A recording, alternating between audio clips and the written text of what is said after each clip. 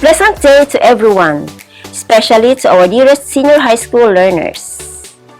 Today, we will bring you another meaningful experience as learning continues here at Salida TeleRadyo. This is your teacher host, Teacher Marisa C. Basong.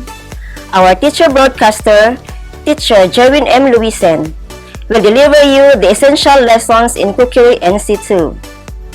Are you ready? Get your modules and focus your attention to Teacher Jerwin as he tackles the lesson about prepare sauces required for menu items. Thank you so much, Teacher Marisa.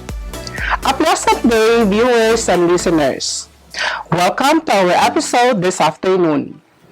Despite the pandemic, we are very glad that we will be able to deliver our lesson to you through Salida TeleRadyo. I am Jerwin M. Luisen, your teacher broadcaster this afternoon. Today, you will learn about preparing soups, stocks, and sauces. This is part of your Module 5, Quarter 2 in Cookery 12. Our objectives for today's lesson are the following. At the end of the lesson, the students will be able to first, identify the basic sauces for meat, vegetable, and fish. Second, familiarize the steps in making the 5 modern sauces. Third, appreciate the essence of sauces in meats, vegetables, and fish. Have you tried eating a grilled pork without sauce? Eating a pinirito na isda without toyo or sauce? Sounds dull and dry, isn't it? Yes, parang may kulang, di ba? Correct. Dry foods are best to eat if it is paired with a sauce. Diba mas gumagana ang ating kain pag may sauce yung ating dry na ulam? Just like the barbecue, mas masarap ito pag may sauce na ketchup or sa piniritong isda na may isasawsaw tayo na toyo na may suka at sili. Today is we will discuss the fundamentals in making a sauce as part of your competency in Cookery NC2 and a vital competency in taking a national certificate too in the future.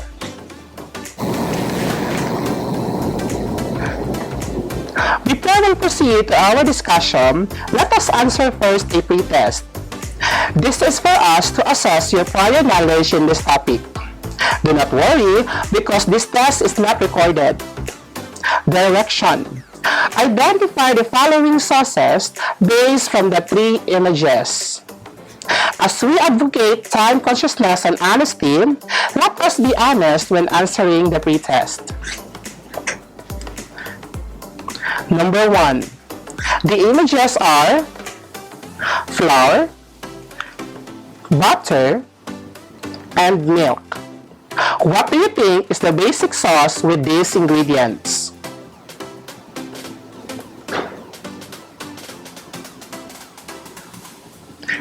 The correct answer is bechamel. Number 2.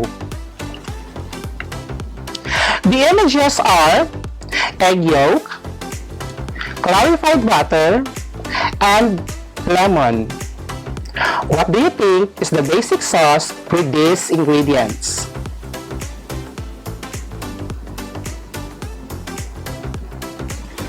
The answer is hollandaise. Number 3. The images are stock, flour, and butter.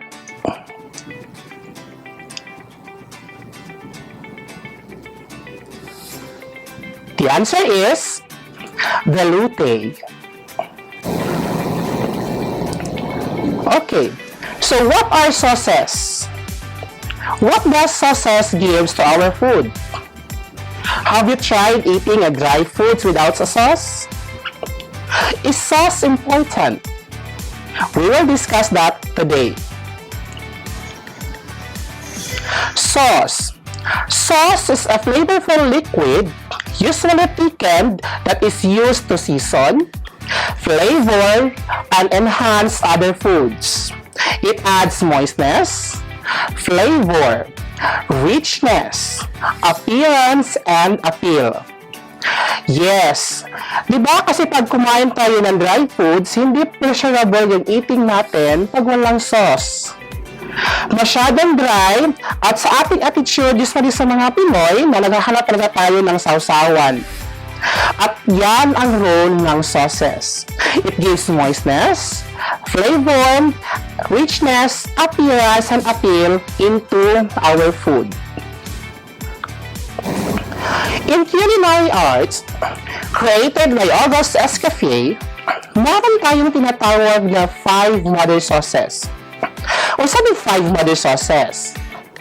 The 5 mother sauces are the starting points in making a secondary sauces.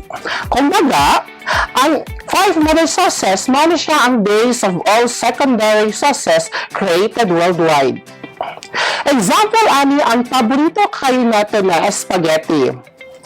Mga present bisag asa unsang okasyon na pa birthdays, weddings, anniversaries ug uban pa. Kaya balo ba ta sa tawag sa sauce ani? The sauce of the spaghetti is what we call a meat sauce. Actually, there is a wrong notion to that. It should not be called as a spaghetti. Because when we talk about spaghetti, this is the name of the pasta. But the dish itself, it should be called as a bolognese, a spaghetti bolognese. Because the sauce of the spaghetti is called a bolognese.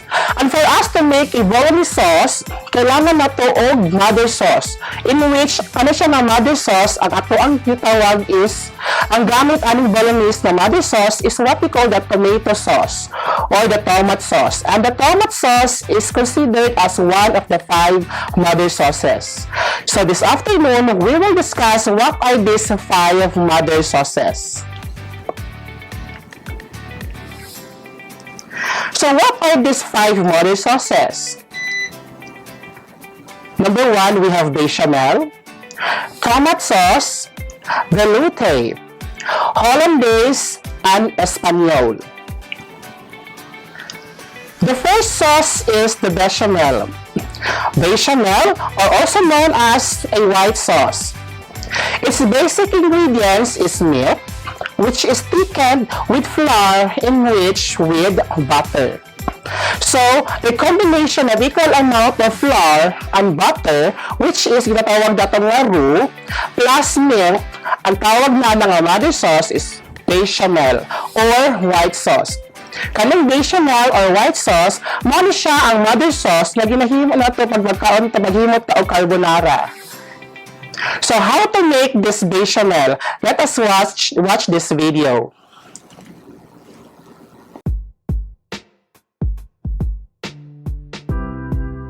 How to make a bechamel sauce. Ingredients: 800 milligrams of whole milk, 70 grams of butter, 2 tablespoons of all-purpose flour, 1 teaspoon of salt, 1/3 teaspoon of ground black pepper, and 1/3 teaspoon of nutmeg powder. Procedure: start by heating milk in a saucepan until just before boiling. Then, remove from heat and set aside. Melt butter in a large skillet over medium heat.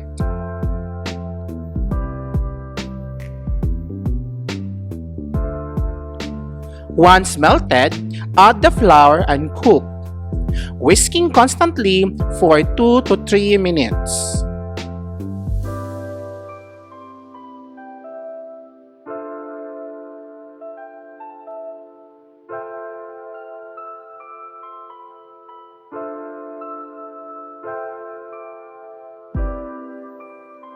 Pour in the warm milk and cook, whisking continuously until the sauce thickens slightly.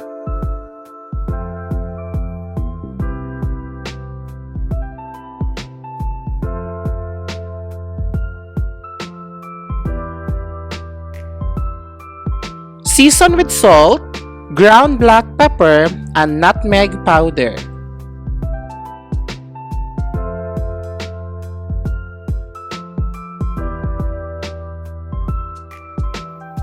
Continue whisking and cooking over medium heat until the sauce is creamy and smooth.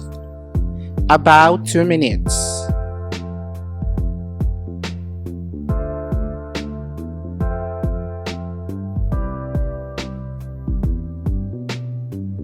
Pour the white sauce into a large bowl and the bechamel is ready to be used.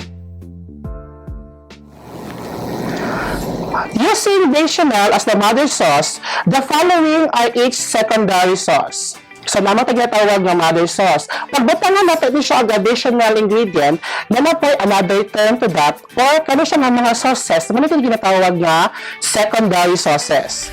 If bechamel, butangan natin siya ang onions, ang tawag na dyan is soubise sauce.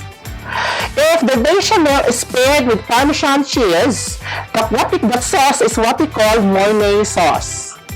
If the bechamel is paired also with cream, this is now what we call the cream sauce. So, kaning cream sauce, maano siya usually ginagamit nato pag maghimot taog carbonara. And if bechamel is paired with cheddar cheese and Worcestershire sauce, that sauce is what we call a cheddar sauce. Second sauce is what we call the velouté. Its chief ingredients are veal, chicken, and fish broth, thickened with blonde roux. So, kay balaman ta kung sa ning broth, no? Sa kaning broth, mo ni siya ang nilapuan ng mga meat parts sa either veal or chicken. Kasi kalarian sa broth o sa stock. No, kasi ang stock also, the liquid is ginagamit mo siya as a sauce. But the difference of these two, ang stock, ang ginagamit na to para mag-boil siya is bones, while broth are meats. No, so pwede ka magamit og broth, at the same time, pwede pa ka magamit og stock when making a velouté sauce. So, nagyapon ang ato ang roux, which is the equal amount of flour and butter plus the stock. On that way, you can now create a velouté. Kaning velouté, maano siya ang basic sauce sa kaning paborito kayo itong ginahimong sausawan sa Jollibee. No? Familia sa Jollibee. Kaya itong gravy sa ito ang Chicken Joy. No? Sa velouté base ang atong gamit di anha. So, how do we make the velouté sauce? Let us watch this video and audio clip. Homemade velouté. Finally, dice 1 shallot.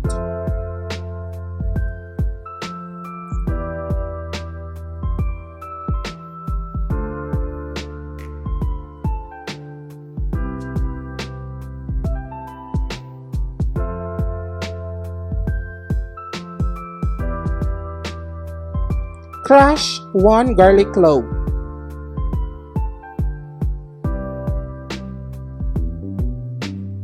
Finely dice.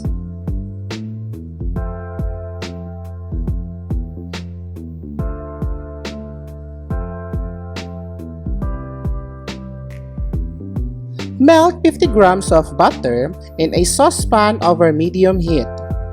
Then add the shallots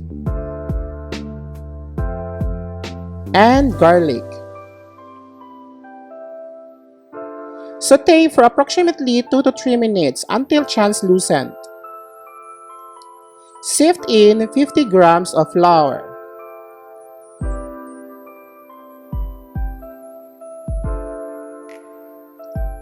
Stir constantly until a golden brown roux is formed.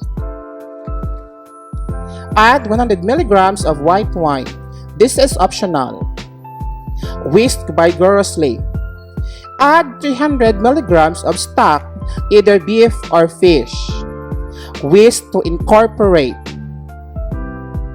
Continue to whisk until smooth. Season with pepper and add sugar, salt. Juice 1/2 lemon into a pan.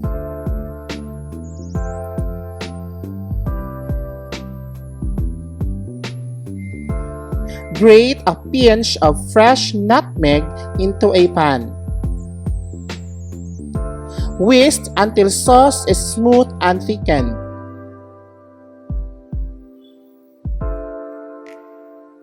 Remove from heat.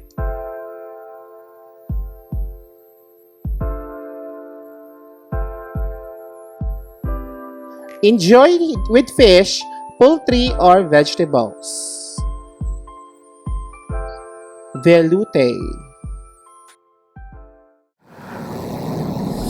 Okay, velouté-based secondary sauces are the following.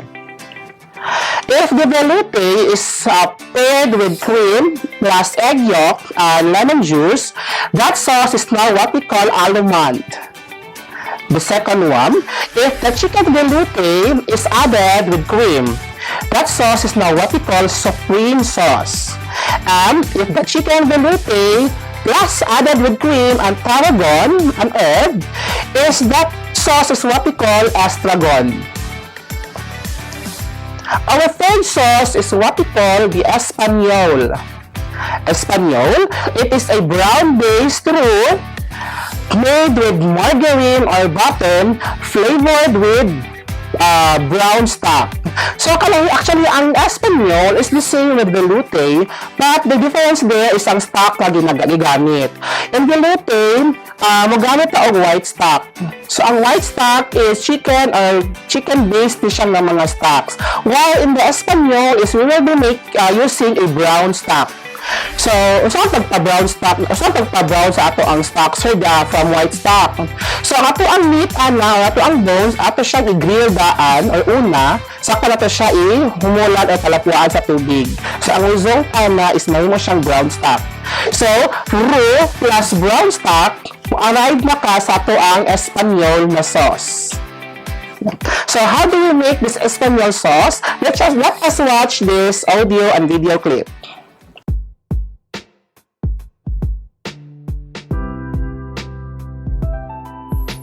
Thinly slice 1 carrot.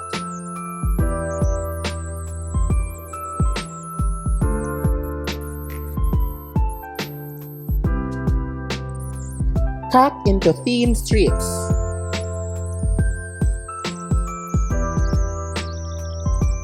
And dice it finely.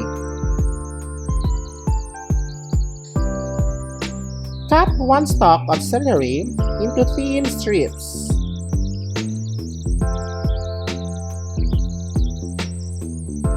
And dice it finely. Cut off ends of 1 white onion.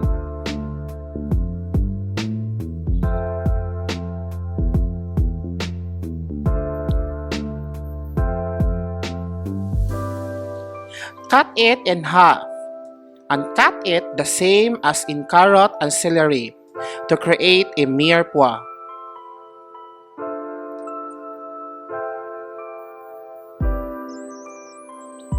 Cut 1 tomato in 2 slices.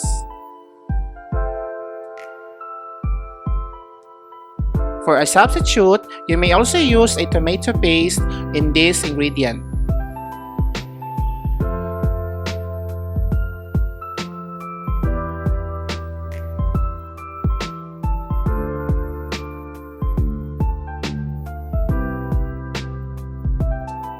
Cut the tomato finely like in the carrots and celery.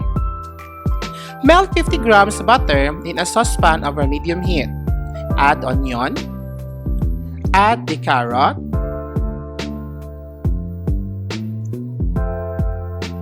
Add celery. And tomato.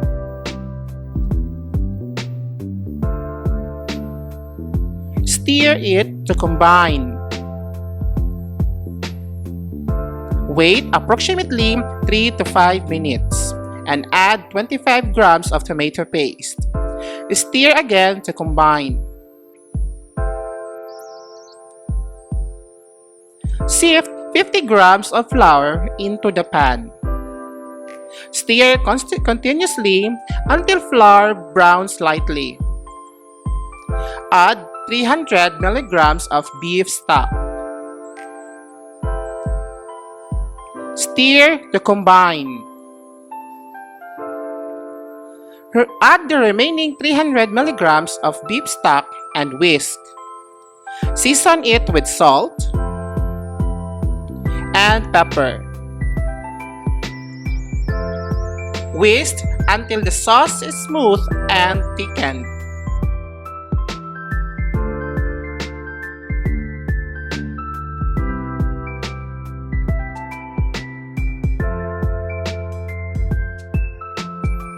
The Espanol sauce is now ready to serve.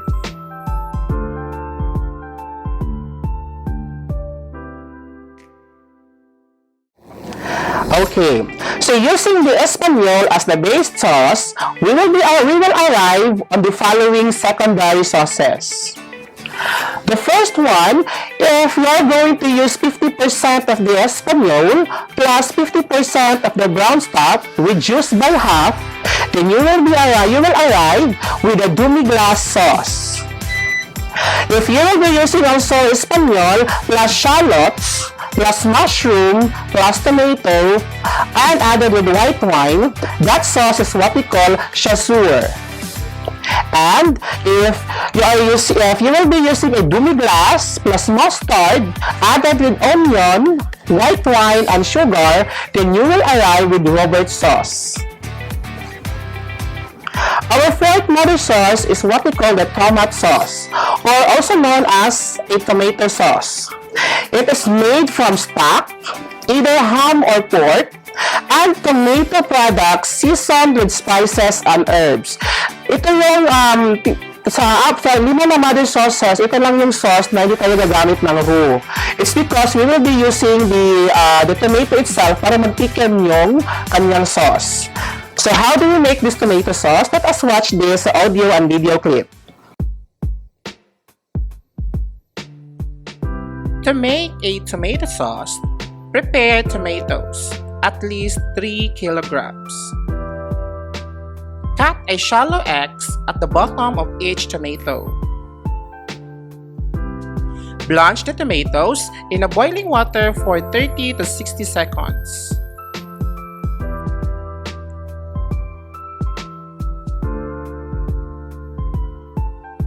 Transfer to a bowl with ice water. This process is what we call blanching.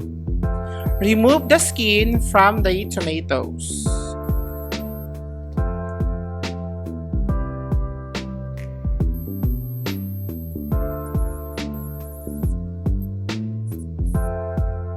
Chop the tomatoes into small chunks.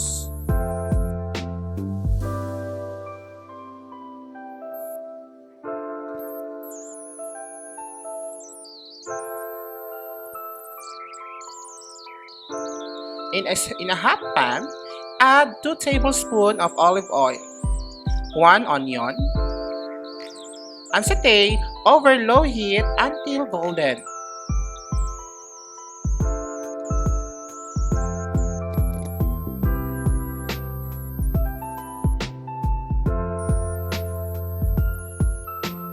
Add 3 cloves of garlic and saute for 2 minutes. Add the chopped tomatoes. Season with salt, oregano, and basil. And stir to incorporate.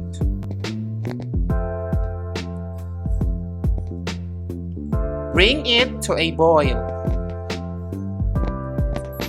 Reduce the heat and simmer for 60 to 90 minutes until it reaches the desired consistency. Stir frequently.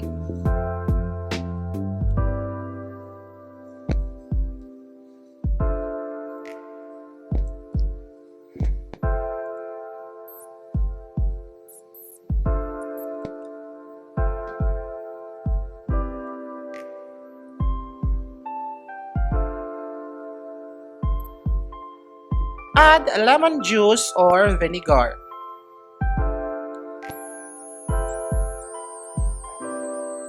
Remove the tomato sauce from heat and blend it. using a emulsion blender.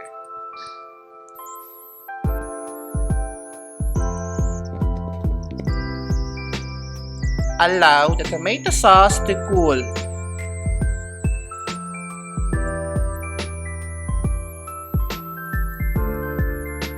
Pour the tomato sauce in a jar and set aside.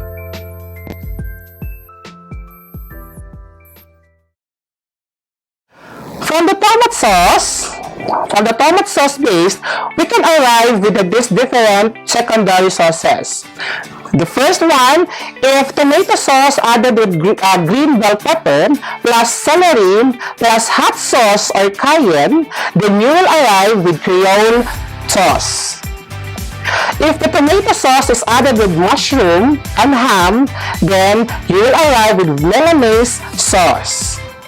Tomato sauce plus parsley and onion, then you will arrive with Portuguese sauce. And of course, the pinaka-common sa tanan, if you will be using a tomato sauce plus ground meats, then that sauce is what we call a meat sauce. Sa kanang meat sauce, mano ni siya ang ato ang ginabuta, ginahagamit, or ato ginahimong sauce, ato ang pinaka-paborito nga spaghetti. And our last sauce, Hollandaise. Hollandaise, it is a rich emulsified sauce made from butter, egg yolks, lemon juice, and cayenne pepper. On Hollandaise also, we will be using a clarified butter. Usaon paghimo ani clarified butter? Kani clarified butter, patunawon lang nimo ang isa ka bloke nga butter. After nimo papatunaw sa bloke nga butter, imo siya pasagdaan for how many minutes, then manotice nimo ang fat sa niya is mag-start siya og kanang lugdang. So katong part sa ibabaw nga clear, that is a fat og mao na siya to ang gamiton paghimo sa Hollandaise. And that ingredient is what we call a clarified butter. So, how do we make this Hollandaise? Let us watch this audio and video clip. First, we're going to start with clarifying the butter. Butter is made of 3 components. It has butter fat, which is the yellow part, milk solids, which are white, and a little bit of water. So in clarifying them, we're separating out the milk solids from the butter, and that gives you more control over the final sauce. So here you can see we have some milk solids at the top, which we want to skim off with a spoon. We let it sit for a few minutes after melting it so that most of the white solids go to the bottom. Alright, so now we've got almost all of these in here. So now we're going to pour this into the measuring cup. And what we want to do is leave behind whatever water and milk solids are left. You see, you can start to see them now. Pouring off as much of the butter fat as we can. Sometimes if you go back and forth, it helps a little. And then leaving behind the white milk solids and some water. Now we're going to work with the egg yolks. And we're going to cook them over barely simmering water, or even if it's under simmering, just hot water. So we can really control the amount of heat coming to our egg yolks so we can cook them without scrambling. A tablespoon of lemon juice will add flavor. The amount of water you use depends on what you want your finished sauce to be like. The more water you have, the more pourable the sauce will be. You can add as little as a teaspoon, but we're adding 2 tablespoons. And we'll add a 1/4 teaspoon of salt, which also helps the emulsion. So now we're going to move over to the water, which is barely simmering. So now we're going to whisk the egg yolks. You see that right now it's very loose, but you see the bubbles that are starting to happen. That's the air that I'm whisking into the egg yolks. As the egg yolks thicken, they will trap those air bubbles and set up a really nice base for adding the butter. So it's starting to get thicker and fluffier. And soon I'll be able to start to see the streaks of the whisk at the bottom. And that's what I'm looking for. Then I know I'm ready for the next step, which is adding the butter. And every now and then you can scrape down the sides to make sure you get everything in the bowl and there's no egg yolk around the edge to overcook. Okay, I think we're good now. I can just start to see streaks at the bottom. And we're ready to move on to the next step. So we're going to take the bowl off the heat and put it on another pan with a cloth on it just to hold it easily in place. But we're finished applying heat. Now we're just going to add the butter slowly so it emulsifies with the egg yolks. If you go too fast, it can break, and if you put more butter than it can handle, it can also break. But this is a good amount of butter to add. You shouldn't have any problems. You want to keep this nice emulsification that we have going. If you add the butter too quickly, hollandaise will break, but never fear, you can fix it. Whisk in a little cold water. I'm starting with just a teaspoon, but you can add up to 2 tablespoons. Whisk it in small circles until you see a little pool of re-emulsified sauce. Now whisk larger circles to bring in the broken sauce and re-emulsify it with the sauce in the center. Once it's fixed, you can continue whisking in the rest of the butter. So now we have our hollandaise sauce. Now I'll pour it into a little pitcher to serve, and you see it's lovely, light, and lemony. Just what you want. From hollandaise-based mother sauce, we can arrive with the following secondary sauces. First, if the hollandaise is made with a white wine vinegar, added with tarragon and shallot reduction, then you will arrive with béarnaise sauce. If hollandaise is added with a whipped cream, then you will arrive with mousseline sauce. And if hollandaise is added with blood orange juice and zest, then you will arrive with Maltaise sauce. Those are the following 5 mother sauces and 8 secondary sauces. Now, the question is, how important is the role of the sauce? As mentioned before, sauces adds moistness, flavor, richness, appearance, and appeal to our food. Mas nagiging pleasurable ang ating pagkain pag may sauce na kasama, because no one wants to eat a dry food. Now, let us assess your knowledge from our topic discussed today. Remember, students, to answer the assessment honestly, because the genuinity of your answers will result to the proper assessment of our topic. Let us begin. Number 1. What do we call a sauce with milk as a liquid base?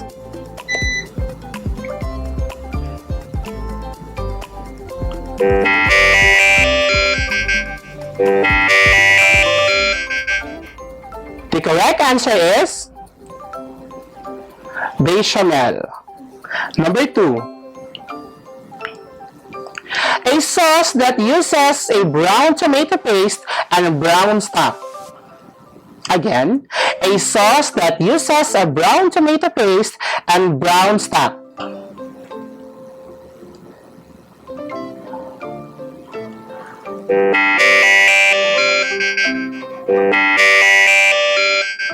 What is your answer? The answer is Espanol. Number 3. This is the base sauce of making a gravy. Again, this is the base sauce of making a gravy.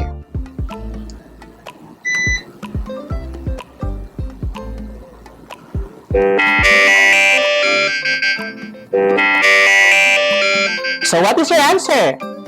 The correct answer is velouté. Number 4. A thickening agent that uses equal amount of flour and butter. Again, a thickening agent that uses equal amount of flour and butter.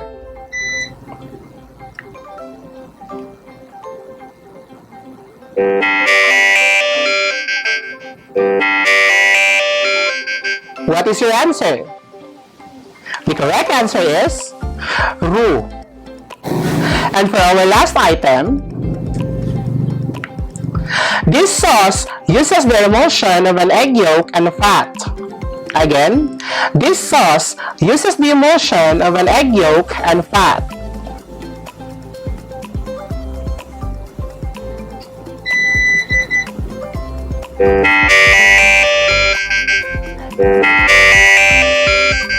What is your answer? The correct answer is Hollandaise. Did you get the perfect score? Congratulations if you did it. It means that you really understood our discussion today. Now, for your assignment. Research at least 3 recipes for secondary sauces made from each of the 5 mother sauce. You may opt to write or print it on a long bond paper to be submitted on the next retrieval schedule. Please be honest in answering your assignments. Another lesson has ended today. We hope that what we have discussed today will be put into practice. This has been your teacher broadcaster, Jerwin, and I will leave you with this quote. No one is born a great cook. One learns by doing. Thank you so much, Teacher Jerwin, for that wonderful, clear, and comprehensive discussion. We hope that what you have learned from our discussion today will be put into action. Continue learning by watching the official Facebook page of La Filipina National High School, Tagum City. Be sure to stay tuned at 98.3 Gold FM, Kuya Wano.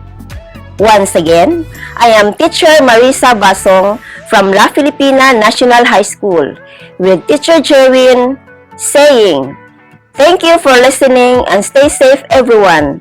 Until next time!